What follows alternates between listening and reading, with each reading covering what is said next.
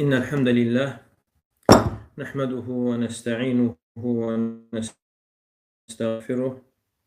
ونعوذ بالله من شرور أنفسنا ومن سيئات أعمالنا من يهده الله فلا مضل له ومن يضلل فلا هادي له وأشهد أن لا إله إلا الله وحده لا شريك له وأشهد أن محمدا عبده ورسوله أما بعد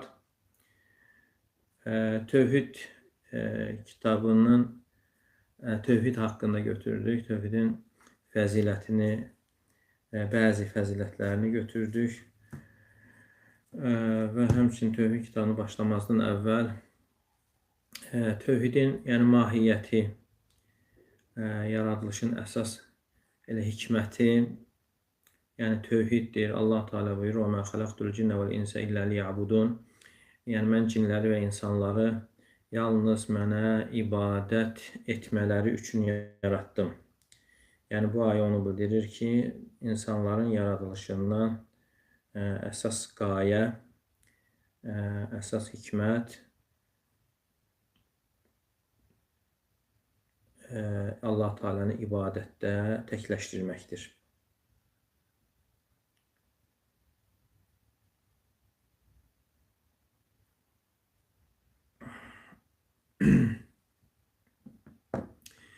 Tövhidin yəni qismləri var, növləri var. Rububiyyət tövhidi və həmçinin ad və sifətlər tövhidi və həmçinin yəni uluhiyyət tövhididir. Və tövhid kitabı hansı ki haqqında oxunacaq, əsasən uluhiyyət tövhidi haqqındadır. Çünki peyğəmbərlərin göndərildiyi qövmlər yəni Allahın rububiyyətini tanıyırdılar. Yəni Allah Teala'nın danmırdılar. Yəni ateist deyildilər. Yəni bu baxımdan, yəni bu kitabda əsasən yəni uluhiyyət tövhidinə, yəni ibadət tövhidinə yer verilib. Çünki əsasən insanların yəni şirkə düşmələri yəni ibadət baxımından olub. Buna həm ibadət tövhidi deyilir, həmçinin uluhiyyət tövhidi deyilir və həmçinin tövhidül iradə və tələb, iradə və tələb tövhidi deyilir, istək və tələb və həmçinin tövhidül qasd deyilir və həmçinin əməli tövhid deyilir. Yəni bu adlar hamısı uluhiyyət tövhidinin adlarından sayılır. Deməli, bu uluhiyyət tövhidinə ibadət tövhidi də, qəsd tövhidi də, istək tövhidi də və həmçinin əməli tövhid də deyilir. Amma rububiyyət və həmçinin ad və sifətlər tövhidi isə bu əsasən elmi tövhid adlanır. Rububiyyət və həmçinin ad və sifətlər tövhidi elmi və uluhiyyət tövhidi isə əməli tövhiddir. Yəni əməli tövhid uluhiyyəti yəni özündə əhatə edir. Və bundan sonra yəni tövhid mətləblər, qayələr içərisində yəni ən ucasıdır. Yəni belə olduğu halda tövhidə qarşı bizim üzərimizə düşən vaciblər nədir? Yəni bu da böyük bir sualdır, mühüm sualdır. Yəni buna da cavab olaraq deyilir ki, Allah Teala'nın bizə əmr etdiyi işlərə qarşı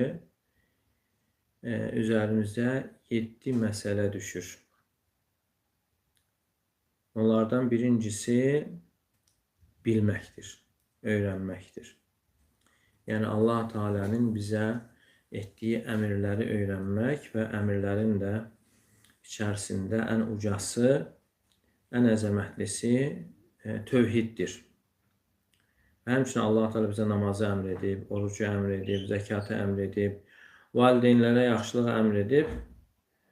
Yəni bu əmrlərə qarşı üzərimizə düşən ilk vacib onu öyrənməkdir. Deməli, başlanğıc olaraq birinci Her şeyden evvel bilmek, öğrenmek. Çünkü Allah Teala Muhammed suresi 19. ayette buyurur ki: "Fe'lem ennehu la ilahe illallah ve estağfir li zenbik." Bil ki Allah'tan başka ibadete hakkı olan məbud yoktur ve günahının bağışlanmasını dile. Ve burada Allah Teala birinci söz ve emelden başka söz ve emelden evvel ilimle başladı. Fe'lem, bil ki Allah'tan başqa ibadətə haqqı olan məbud yoxdur və günahının bağışlanmalarını dilə. Deməli, insan istiğfar diləməsi həm söz və həmçinin əməldir. Və bundan əvvəl Allah Teala bilməyi buyurur. Və həmçinin Peyğəmbərimiz sallallahu aleyhi və səlləm Ummu Sələmədən gələn rivayətdə hər gün sübh namazından sonra belə deyərdi: Allahümmə inni əsəluka ilmən nafi'an və rizqan tayyibən və əmələn mutaqabbələ. Allahım, mən səndən faydalı elm, pak ruzi və qəbul olunan əməl istəyirəm. Yəni, hər gün sübh namazından dərhal sonra Peyğəmbər sallallahu aleyhi və səlləm bu duanı edərdi. Allahümmə inni əsəluka ilmən nafi'an. Allahım, mən səndən faydalı elm istəyirəm, pak, halal ruzi istəyirəm və qəbul olunan əməl istəyirəm. Yəni, biz bu duaya baxdığımız zaman, həqiqətdə bu Allah Teala'dan yardım istəməkdir. Və eyni zamanda müminin gün ərzində əsas hədəfini təyin edir. Həqiqətən insan bu haqda düşünərsə, görər ki, yəni bu üç şeydən kənara çıxmır.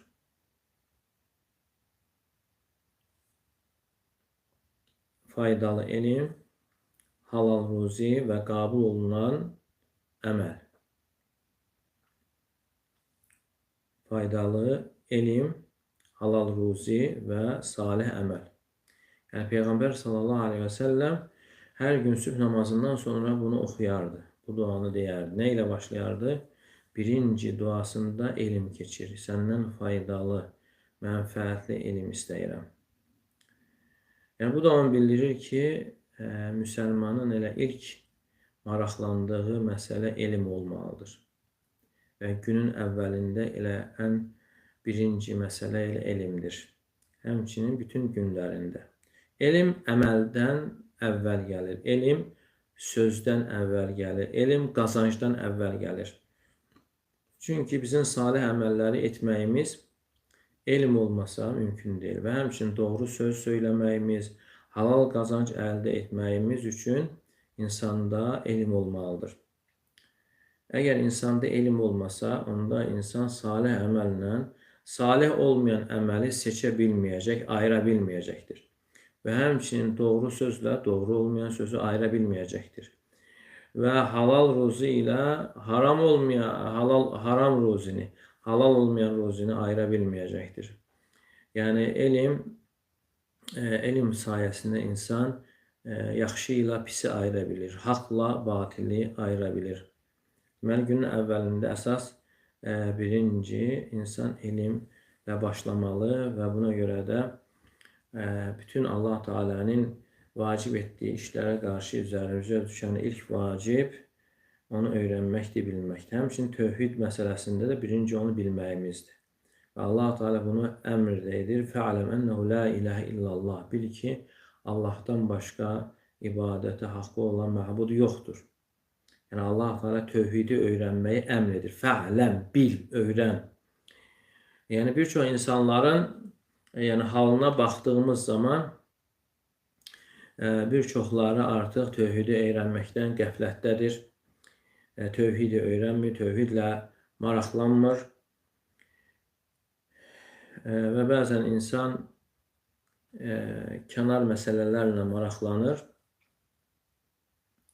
amma tövhidlə maraqlanmır. Hətta bəzən o insanlar fiqhdə, digər sahələrdə öndə olmasına baxmayaraq tövhidə böyük önəm vermir.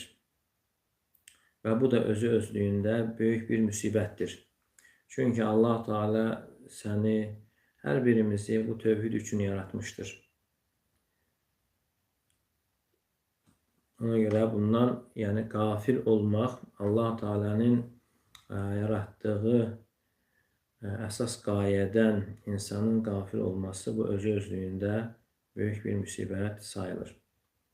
Deməli, tövhidə qarşı üzərimizə düşən ilk vacib onu öyrənməkdir. Necə ki, ayədə keçdi, fə'ələmənəhu la ilahə illallah. Və inşallah tövhid kitabı da demək olar ki, bunu asanlaşdırır, tövhidi öyrənməyi, hansı ki, öyrənəcəyik, götürəcəyik bu kitabı.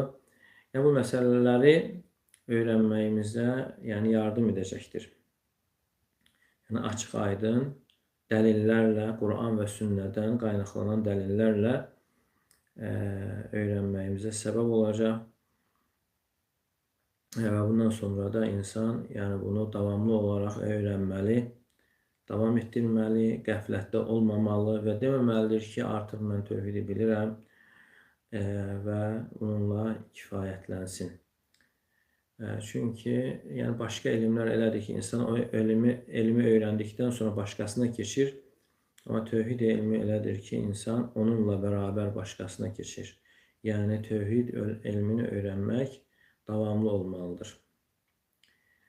Yəni, insanın dünyaya gəlməsi də elə tövhidə görədir. Dünyadan çıxdığı zaman da insan tövhid üzərində çıxması onun sonunun gözəl olmasına səbəbdir.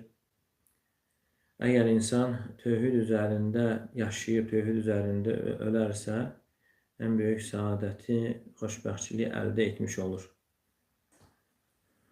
Və bu dünya həyatında ən qiymətli olan, ən dəyərli olan insanın tövhidi öyrənməsidir. Amma ən böyük müsibət isə insan bu həyatla, bu dünya ilə vidalaşır, amma burada olan ən qiymətli olanı bilmir, öyrənmir. Hansı ki, Allah Teala bizi onu bilmək və onu gerçəkləşdirmək üçün yaratmışdır. Və ikinci isə Allahın əmrlərinə qarşı üzərimizə düşən vaciblərdən ikincisi onu sevməkdir. Və birinci bilmək, bu tək tövhidə yox, digər əmrlərə də aiddir. İnsan Allah Teala'nın əmrini bilməlidir, öyrənməlidir, sonra onu sevməlidir. Yəni Allah Teala'nın bizə etdiyi əmrləri sevmək və əmrlərin içərisində ən əzəmətli əmr də tövhiddir. Yəni bu məsələlər, hansı ki, bu 7 vacib var, bu tək tövhidə aid deyil. Yəni Allah Teala'nın əmr etdiyi bütün əmrlərə aiddir. Sadəcə onların içərisində ən ucası, ən əzəmətlisi tövhiddir. Və birinci öyrənmək, ikincisi isə onu sevməkdir. Yəni Allah Teala'nın sənə əmr etdiyi hər bir şeyi insan sevməlidir. Və bunların içərisində də tövhiddir. Yəni biz tövhidi sevməliyik və həmçinin digər Allah Teala'nın əmrlərini sevməliyik və insanın səadəti də, ucalığı da elə buna bağlıdır. Əgər insanın səadəti buna bağlıdırsa, necə ona vacib olmasın? Və Peyğəmbərimiz sallallahu aleyhi və səlləm yəni Məkkənin yollarında gəzərkən deyərdi ki, Qulu la ilahə illallah tuflihu. La ilahə illallah deyin, xoşbəxt olacaqsınız. Yəni sizin xoşbəxtçiliyiniz tövhiddədir. Yəni insanın səadəti bu tövhidə görədir. Dünyada ucalması və həmçinin də axirətdə səadəti əldə etməsi. Deməli, bizim nicatımız, qurtuluşumuz, səadətimiz, dünya və axirətdə ucalmağımız tövhidə görədir. Allah Teala'nın əmr etdiyi bu tövhidi gerçəkləşdirməyimizə görədir. Deməli, bilib onu sevməliyik. Çünki sevgi məsələsi əsas ibadətlərdən sayılır və qəlb əməllərindəndir. Yəni, insan Allahı sevirsə, Allahın əmrlərini və Allahın dinini də sevməlidir. Hətta yəni, o əmrlər zahirən insana çətin və məşəqqətli görünsə belə. Peyğəmbərimiz sallallahu aleyhi və səlləm buyurur ki, Huffətil cənnətu bil məkari. Yəni cənnətin ətrafı nəfsə ağır gələn işlərlə əhatə olunmuşdur. Yəni hər hansı bir iş ağır gəlsə də insanın nəfsinə, yəni insan onu sevməlidir. Məsələn, namaz. Namaza çağırıldığı zaman, xüsusən də səhər namazı gecə vaxtı olur və həmçinin soyuq hava olarsa, soyuq su olarsa, insan hətta bunu da o vaxtda olmasını sevməli və o halda dəstəmaz almasını da sevməlidir. Deməli, insan sevincli halda, yəni xoşlanmayaraq yox, bu işləri, Allahın əmrlərini sevərək yerinə yetirməli. Çünki insanın səadəti Allah Teala'nın əmrlərini sevərək yerinə yetirməsindədir. Necə edək ki, məsələn, namaz insanın xoşbəxtçiliyi olmasın, namazda, əzanda çağırılır ki, hayyə aləl fəlah, hayyə aləl salah, namaza gəlin, hayyə aləl fəlah, nicata, qurtuluşa, xoşbəxtçiliyə gəlin. Belə olduğu halda insan öz xoşbəxtçiliyi olan bir işi necə sevməsin? Və bu ikinci vacibdir. Deməli, birinci vacib bilməkdir, ikincisi isə sevməkdir. Üçüncü isə əzm etməkdir. Yəni, bilib, sevdikdən sonra qəlbimizdə doğru əzm olmalıdır. Öyrənməliyik və sonra sevməliyik. Sonra qəlbimizdə o istəyin, əzmin olması, qəlbi hərəkətə gətirmək və qəti şəkildə qəlbimizi, yəni o işi yerinə yetirməyə qərar verməliyik. Yəni, insan tövhidə girmək istədiyi zaman artıq bundan öncə düzgün yolda olmayıb, zəlalətdə olub və yaxud da batil ibadətlər içərisində olub, nəfsi istəyinə tabi olanlarda olub və artıq bunu eşitdiyi zaman tövhidin fəzilətini və qəlbi artıq onu yerinə yetirməyə hərəkətə gəlməlidir. Çünki insanın elə həyatının da dəyişməsi bu tövhidə görədir.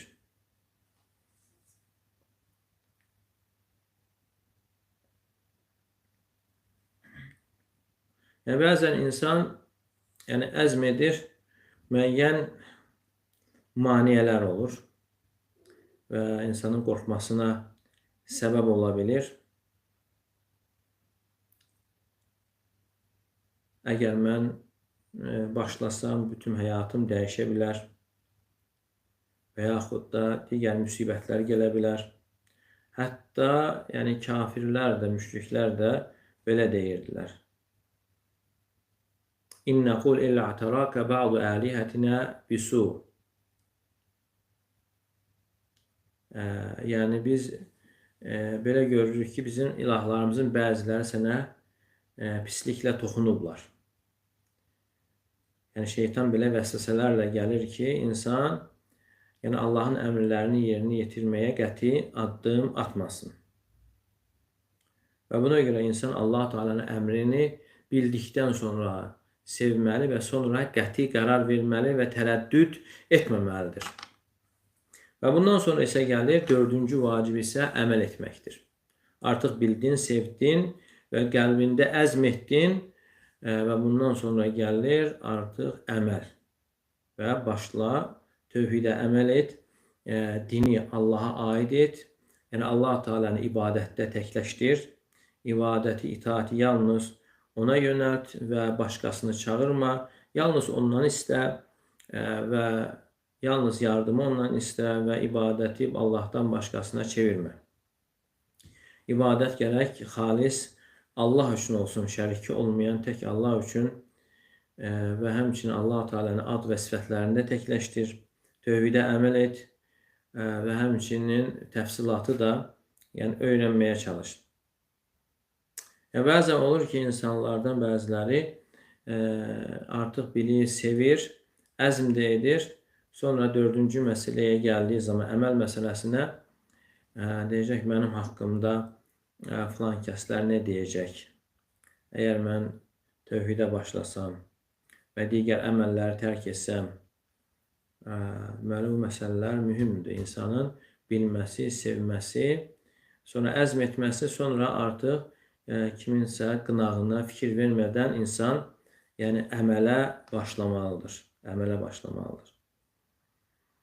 Və 5-ci vacib isə o əməli ixlas və doğruluq üzərində yerinə yetirməliyik. İxlas, yəni Allah üçün və savab isə doğruluq üzərində. Yəni, hər əməl salih olmaya bilir. Və əməlin də salih olması üçün, qabul olması üçün Allah qatında ixlas olmalı. İnsan o əməli Allah üçün yerinə yetirməli və heç kəsin orada payı olmamalı və eyni zamanda da Peyğəmbər sallallahu aleyhi və səlləmin sünnəsinə müvafiq olaraq onu yerinə yetirməlidir. Allah Teala Quranda buyurur ki: "Liyabluvakum eyyukum ahsanu amala." Ölümü və həyatı yaradan Allah sizin hansınızın daha gözəl əməl sahibi olduğunu yoxlamaq üçün yaratmışdır. Fudayl ibn İyad rahimehullah deyir ki: "Ahsanu amala, ən gözəl əməl. Kim daha gözəl əməl edir? Əməlin gözəlliyi ondadır ki, xalis olar və savab olar." Və soruşurlar ki, nə deməkdir xalis olar, savab olar? Deyir ki, əməl əgər xalis olarsa, savab sadla doğru olmazsa qəbul olmaz. Və yaxud da doğru olar və amma Allah üçün olmazsa yenə qəbul olmaz. Yəni əməlin qəbul olması üçün əməl həm Allah üçün olmalıdır, təmiz olmalıdır, ora heç bir şey qarışmamalı və eyni zamanda da doğru olmalıdır. Yəni doğru o deməkdir ki, Peyğəmbər sallallahu aleyhi və səlləmin dediyinə, buyurduğuna, sünnəsinə uyğun olmalıdır. Deməli, birinci vacib odur ki, insan bilməlidir, sonra Allahın əmrini sevməli, sonra əzm etməli, sonra 4-cü əməl etməli, 5-ci isə o əməli ixlas və sünnə üzərində yerinə yetirməlidir. Və 6-cı vacib isə onu pozan şeylərdən qorumalıyıq. Və bu da onu bildirir ki, hətta insanın əməli ixlas və sünnə üzərində yerinə yetirməsi də kifayət etməz, əgər insan bundan sonra onu qorumursa. Deməli, burada da həmçinin bu hər əmələ aiddir, hər vacibə aiddir onu qorumaq və tövhidə gəldikdə isə tövhidi pozan şeylərdən və həmçinin tövhidin kamilliyini azaldan, naqisləşdirən işlərdən qorumalıyıq. Deməli, tövhidi həm pozan və həmçinin ona xələl gətirən işlər var, naqisləşdirən işlər var. Elə əməllər vardır ki, tövhidi kökündən pozur, qoparır və elə əməllər də vardır ki, onun kamilliyini azaldır. Və inşallah bu kitabda bunlar artıq izah olunacaq inşallah. Deməli, artıq bu 5 məsələni yerinə yetirdikdən sonra 5 vacibi, bundan sonra yenə üzərimizə 6-cı vacib düşür ki, o da onu pozan işlərdən qorunmalıyıq. Pozan amillərdən qorunmalıyıq. Deməli, insan ondan qorunması üçün gərək pozan amilləri də bilməlidir. Necə ki, sələflər deyərlər ki, keyfə yəttəqi mən lə yədri mə yəttəqi. Əgər bir insan çəkinəcək bir şey bilmirsə, ondan necə çəkinsin? Və bəzən insan elə əməllər edir ki, onun tövhidini pozur, tövhidini naqisləşdirir, o özdə bilmədən və yaxud da ona başqa adlar verərək, təvəssül adını və yaxud da şəfaət adını verərək açıq aydın, yəni şirk edirlər və deyəndə ki, nə üçün sən bunu edirsən, deyir ki, mən təvəssül edirəm və yaxud da şəfaət tələb edirəm. Yəni, adlar, qoyulan adlar həqiqətləri dəyişmir. Bu da onu bildirir ki, biz həmçinin tövhidi yaşamaqla yanaşı onu pozan işlərdən də və ona xələl gətirən, naqisləşdirən işlərdən də uzaq olmalıyıq. İnsanla çəkinməsi üçün gərək şərri bilməlidir. Şərrin özü üçün yox, ondan çəkinmək üçün. Hüzeyfə ibn Yəmən radiyallahu anhu deyərdi ki, Peyğəmbər sallallahu aleyhi və səlləmin sahabələri xeyir haqqında soruşurdular, mən isə şər haqqında soruşurdum ondan qorxduğuma görə. Bəzən insanlar bilmədiklərinə görə, öyrənmədiklərinə görə həm pozan və həmçinin də naqisləşdirən işlərə düşürlər. Yəni bu da 6-cı məsələdir. 7-ci məsələ isə insanın bu işlər üzərində sabit qalmasıdır ölən günə qədər. Çünki Allah Teala buyurur: "Va'bud rabbaka hatta ya'tiyakal yaqin." Sənə yəqin gələnə qədər Rəbbinə ibadət et. Yəni yəqin gələnə qədər, yəni ölüm gələnə qədər Rəbbinə ibadət et. Yəni ibadət ölən günə qədər olmalıdır. Və həmçinin Allah Teala buyurur: "İnnellezîne qalu rabbunallah thumma istaqamu." O kəslər ki, Rəbbimiz Allahdır dedikdən sonra doğru yol üzərində olar, yəni davam edərlər. Fəla xawfun aleyhim və la hum yahzanun. Onlara nə qorxu vardır, nə də onlar məhzun olarlar, kədərlənərlər. Və həmçinin Sufyan ibn Abdullah Əth-Thaqafidən gələn rivayətdə deyir ki, Peyğəmbər sallallahu aleyhi və səlləmə belə deyir: "Qul li fil İslami qawlan la əsəlu anhu ahadan ghayra." Yəni İslamda mənə elə bir söz söylə ki, səndən başqa onu heç kəsdən soruşmayım. Və Peyğəmbər sallallahu aleyhi və səlləm isə buyurur ki: "Qul amantu billahi thumma istaqim."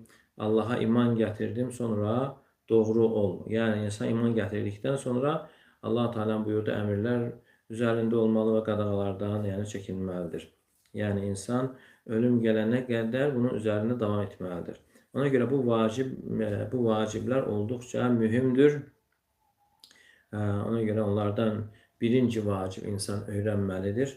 Tövhidi öyrənməli, sonra onu sevməli, sonra əzm etməli, qəlbini hərəkətə gətirməli, 4-cü əməl etməli və 5-ci isə o əməli ixlas və sünnə üzərində yerinə yetirməli, 6-cı isə onu pozan şeylərdən qorumalı və 7-ci isə ölən günə qədər onun üzərində sabit olmalı, davamlı olmalı. İnşallah bununla kifayətlənir.